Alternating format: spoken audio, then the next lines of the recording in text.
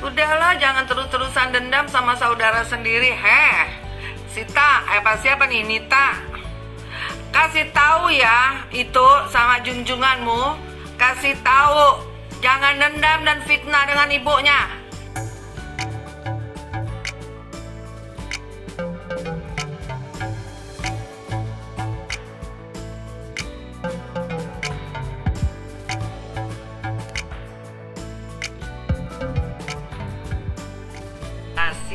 Diingetin. Nah, kenapa dia sampai menikah diam-diam gitu loh.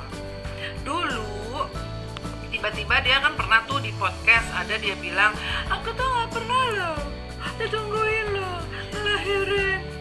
Wah, gimana mami mau nungguin ngelahirinnya? Rang hamilnya aja gak tahu, nikahnya gak tahu, tiba-tiba udah punya anak. Paham ya sampai sini ya? Kalau datang itu cuman ada perlunya. Contoh ya, minta tolong dong bikinin KTP, minta tolong dong bikinin akte kelahiran, minta tolong bikin paspor. Gitu aja, Wak. Atau nyuruh masak, bikinin rendang, bikinin peye, mau lebaran gitu. Cumi hitam gitu, Wak.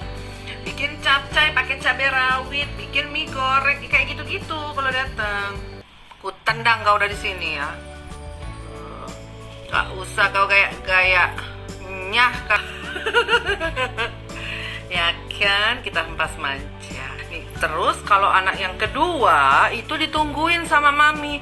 Mami yang nungguin, mami yang gendong bawa ke rumah.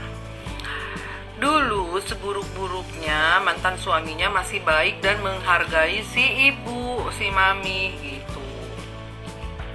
Jadi dia punya supir, Wak, katakanlah ya, umpamanya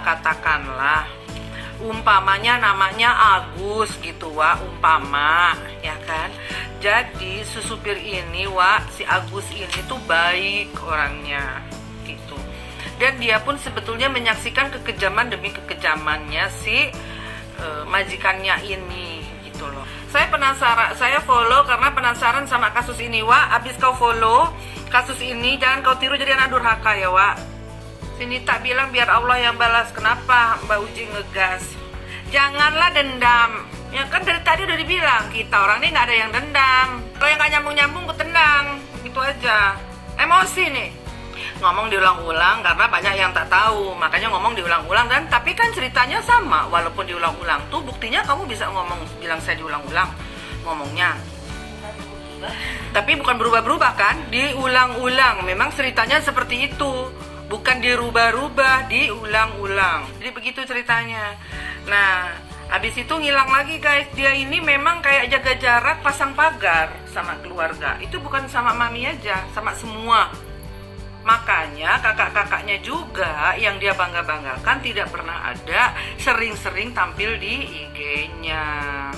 Dia ini gak dekat bukan dengan mami doang, dengan saudara kandungnya satu-satunya di dunia ini yang fana ini, guys, juga gak dekat.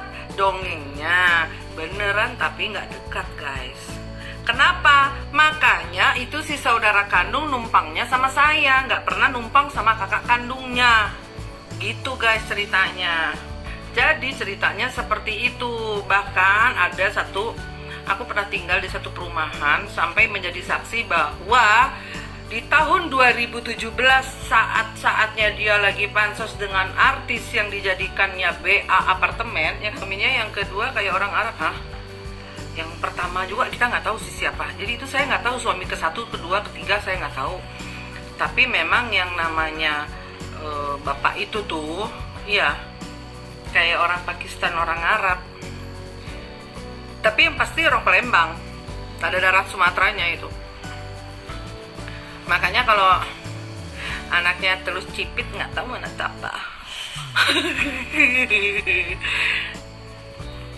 Iya, dia ngejauhin keluarga dengan apa ya, tidak mau diketahui sepak terjangnya. Padahal dengan adanya dia seperti itu, pan gue kan juga gaul, guys. Gue nggak dandan, tapi gue gaul deh, beneran, swear. Ya banyaklah pikirannya, utang-utang yang lilit ya kan. Bener deh, guys, aku sih nggak tukang dandan, tapi aku tukang gaul. gaul guys, aku ini anak gaul loh. Jadi teman-temannya dia itu juga teman-teman aku guys, seperti itu. Bahkan orang juga jadinya pada kaget kalau ternyata dia ini sama aku itu satu ibu. Makanya aku tahu siapa orang yang pertama kali bawa dia ke arisannya Sosialita. Pada saat itu kan ketemu di mall guys, dipanggil-panggil sama mami, misalnya mbak gitu, bibi dipanggil-panggil lah sama si mami si anak ini, mbak gitu misalnya ya guys. Misalnya dipanggil lah si anak ini sama anak si mami manggilnya anak durhaka. Si anak durhaka ini dipanggil sama ibu kandungnya guys. Berhubung si anak durhaka dengan artis-artis sekeluarga kan dia kan maksudnya ya guys, sekeluarga guys. Jadi pada saat ibunya panggil pura-pura budek dong guys. Perasaan temen gue juga kaya-kaya tapi biasa-biasa aja. Yang di Menteng juga berderet guys, rumahnya juga ribuan meter, tapi baik-baik aja. Yang katanya gue miskin, gue diterima guys di rumah dia. Beneran nih sumpah. Kan artis terkenal sekelas-kelas Dewi Persik guys, diva. Walaupun gue begini apa adanya, gak ganggal, yang katanya mukanya hitam, gue diterima guys, baik-baik, dihargain, ya kan. Jadi saya WA nih suatu hari di sore yang senja-senja menjelang maghrib itu, enggak lah, agak siang-siang. Orang kita sempat beli kasur, kan dia buat tagih utangnya. Lu katanya mau beli kasur buat mami, ngomong puluhan juta, mana? Sampai lu pulang dari mana? Yang dia pulang dari Mekah itu kan, habis umroh, kasur tak kunjung datang, kumarahi kan? Ya nanti lah itu ceritakan. Intinya dia cerai karena jatuh miskin, si mantannya itu guys, masuk penjara. Terus dia pacaran sama si laki yang sekarang si Mukondo ini. Ya kan memang begitu. Mukondo juga. Ya kan, jadi dia pura-pura nggak dengar, pura-pura budak. Aku menangis ketika itu guys, menangis. Terus temanku bilang, "Hey, J, lu jangan nangis, kau kejar ini," katanya, "kau tawaf di sini."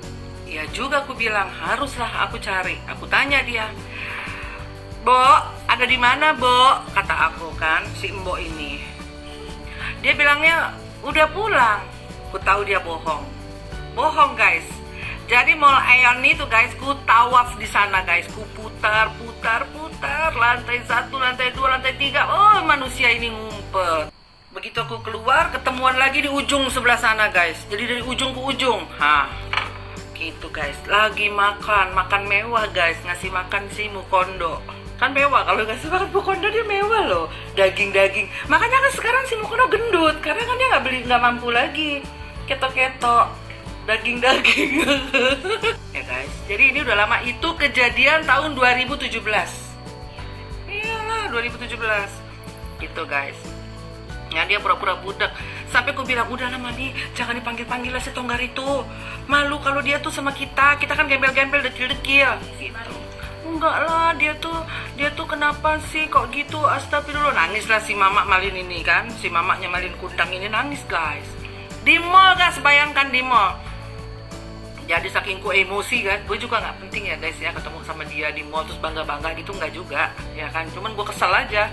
Ya, jadi si Malin ini ketemulah di restoran Jepang guys, lagi menjamu teman artisnya dan suaminya juga si suami teman artis. Waktu itu anak tirinya ada, makanya ada foto dia di mall. Kan dia bilang, enggak kok, cuman ketemu beberapa kali. Padahal ada, cuman punya foto itu aja kan, faktanya enggak kan guys. Ku keluarkan lagi foto-foto yang lain kan, diam dia kicep, nggak bisa ngomong. Jadi aku bilang, aku telepon temanku, "Beb, ternyata si Malin tuh ada di sini, Beb. Jadi bisa nggak kau bawa mami? Mami tergopoh-gopoh mendatangkan." Saya emosi guys ketika itu, gitu loh. Kok ada anak segini teganya? Teman saya pun mengantarkan ibu saya di mall tuh sambil nangis guys. Mauku ya, lihat si nenek-nenek ini datang, emaknya si Malin ini datang menghampiri. Apa ditawarin kah minum? Kayaknya si mami juga tahu diri ya. "Mi mau makan nggak?" Nggak bakalan juga dia mau duduk sama artis ya kan. "Mi mau minum nggak?" gitu. Nggak guys. Gimana caranya biar aku sama mami tuh di otaknya si Malin ya, biar aku sama mami pergi gitu loh. Aku dendam kan. Kayak gini lah kau sama mamamu ya, di depan umum ya, kau buat ibuku seperti ini. Dalam hatiku guys. Sebelum berapa 2-3 bulan yang lalu dia pernah aku telepon, Malin, coba kayak mana kau belikan mami ini kasur, ya kan? Kan mami ini pakai kasurku bertahun-tahun, kasurnya sudah rusak, berhubung mami besar badannya. Cobalah kau belikan, Malin, biar si mami itu pinggangnya nggak sakit. Ya sudah, oke aku belikan, dia bilang. Masih baik kan sama gua, baik banget waktu itu. Takut dia, ya kan? Dia pikir bodyguard yang sekarang ngoceh-ngoceh itu bisa belain dia, enggak ya? Terus udah gitu, ngomong lagi dia. Aku tanya lagi sudah 1 minggu, Malin, aku marahin. Nah si Malin ini ya guys, jadi pas ketemu tuh guys, aku bilang, hey Malin, sudah 3 bulan kau janji sama mami mau beliin kasur ya. Kau bilang sudah dipesankan berapa, 27 juta, mahal banget buat aku kan. Ngapain beli kasur mahal-mahal? Dengan mudah dan santainya dia bilang, nggak apa-apa lah beli kasur mahal kan buat tidur. Cie, tau aja gue di prank dong. Gue di prank guys. Bohong guys, dengan 1001 alasan. Jadi dengan 1001 alasan guys, kasur tidak pernah kunjung datang. Tapi gue bilang, kan di atas ada kasur, gue bilang. Jadi ku rampok dia guys di situlah, di mana? Di Ion itu guys.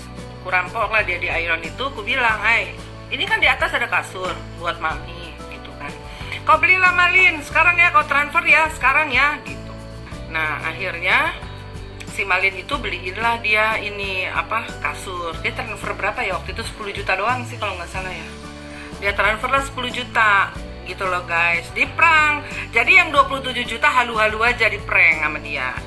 Jadi mami ini ada uang dari si Malin 10 juta. Kayak mana mami mau pilih kasur, mau di sini apa di luar? Kata mami di luar lebih bagus. Oke, kita ikutin. Jadi gitu guys ceritanya. Dia yang janji, aku minta, maksud aku belikan aja yang kecil yang 2-3 juta gitu loh. Ya kan? Kan masa sih kan kalau yang 2-3 juta kan normal-normal. Jadi dia yang janji guys mahal itu. Tapi begitu ku pinta jadi seolah-olah kayak kita yang ngerampok kan. Gitu. Hey boys and girls, if you like our video, subscribe here. Click here for our new videos and click here for something just for you.